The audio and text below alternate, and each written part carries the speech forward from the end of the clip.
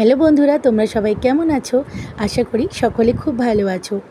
আমি আজকে একদম একটা অন্য ধরনের ভিডিও নিয়ে তোমাদের কাছে এসেছি। এই যে তোমরা ভিডিওতে যে জায়গাটা দেখতে পাচ্ছ, এটা কিন্তু আমার এখানকার জায়গা নয়। এটা সেই জায়গা যেখানে আমার পতিদেব বর্তমানে পোস্টেড আছে। তোমরা যারা জানো না তাদের জন্য বলছি, আমার পতিদেব পেশায় একজন সিভিল ইঞ্জিনিয়ার। সে বর্তমানে বিহারের একটা অত্যন্ত দুর্গম জায়গা কোডারমা, সেখানে পোস্টেড আছে। আর এটা হচ্ছে তার সাইডে যাওয়ার রাস্তা। আমরা যারা বাড়িতে থাকি, মানে যেসব স্ত্রীরা বাড়িতে থাকি আর যাদের স্বামীরা বাইরে থাকে, তারা অনেক সময় স্বামীদের সঙ্গে ঝগড়া করি যে তারা কেন বাড়িতে আসে না, তারা হয়তো ওখানে খুব ভালো আছে। কিন্তু আমার পতিদেব যখন এই ভিডিওগুলো আমাকে পাঠায়, তখন আমার মনে হয় যে আমি বাড়িতে অনেক ভালো আছি। তার জীবনটা যথেষ্ট দুর্গমতার মধ্যে দিয়ে কাটছে। তোমরা দেখতেই পাচ্ছ, তাকে প্রতিদিন এরম রাস্তা দিয়ে যেতে হয়। আর এটা কিন্তু মোটেই সমতল ভূমি নয়। তোমরা বুঝতেই পারছো, এরা কিন্তু ধীরে ধীরে পাহাড়ে উঠছে।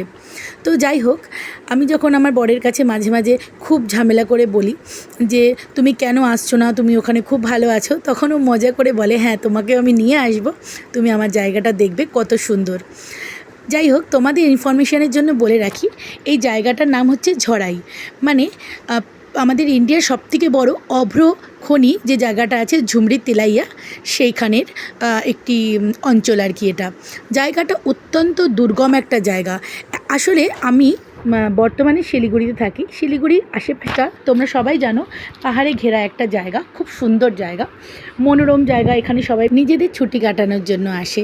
কিন্তু তোমরা ভিডিওতে যে জায়গাটা দেখতে পাচ্ছ, এটা তো প্রথমত শুষ্কতম জায়গা। তোমরা সবাই জানো, ঝাড়খণ্ড বিহারের বর্ডার এটা। এখানে প্রচণ্ড পরিমাণে ধুলো যুক্ত একটা জায়গা এই জায়গাটা। তো এখানে বৃষ্টি হওয়ার সঙ্গে সঙ্গে না একদম কাদা হয়ে যায় এমনভাবে, মাঝে মাঝে এদের গাড়িগুলোও না অনেকক্ষণ ধরে ফেসে থাকে। গাড়িগুলো কাদায় ডেবে যাওয়ার কারণে উঠতে পারে না। তো তোমরা দেখতে পাচ্ছ আমার পতিদেব কতটা দুর্গম জায়গায় আছে। ও বর্তমানে একটা রেলওয়ে প্রজেক্টে আছে, রেলওয়ে প্রজেক্টের কাজ করছে। যাই হোক, তার জন্য ওকে এতটা দুর্গম রাস্তা পার হয়ে প্রতিদিন যেতে হয়। আমি মাঝে মাঝে মনে করতাম, এই ভিডিওগুলো যতক্ষণ না দেখেছিলাম ততক্ষণ পর্যন্ত, যে ও হয়তো আমাদেরকে নিয়ে যেতে চায় না এই কারণে যে আমরা গেলে পরে ওর কাজের ক্ষতি হবে বা আমাদেরকে অনেকখানি করে টাইম দিতে হবে, যেটা নাকি সবসময় সম্ভব হয় না তার জন্য। কিন্তু এই ভিডিওগুলো দেখার পরে আমি বুঝতে পারছি যে ও কিসের জন্য নিয়ে যেতে চায় না। ও আসলে আমাকে বা আমার মহারাজকে একদমই কষ্ট দিতে চায় না। তো যাই হোক, ও ওর নিজের যে সাইড আছে সেই সাইডের দিকে যাচ্ছে, সেই সময় ভিডিওটা বানিয়েছিল। তো আর তখন আমাকে ফোন করে বলেছিল এই ভিডিওটা পাঠানোর পরে যে দেখো কত সুন্দর জায়গা, এই জায়গাটায় এত সুন্দর বলেই আমি তোমাকে নিয়ে আসতে চাই না।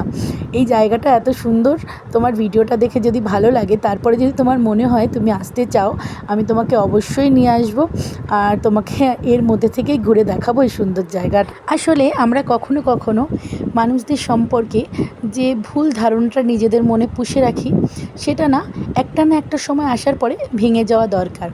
তাই আমারও আমার পতিদেবকে নিয়ে যে ভুল ধারণাগুলো জন্মেছিল, সেই ধারণাগুলো এইসব ভিডিওর মাধ্যমে ধীরে ধীরে ভেঙে যাচ্ছে।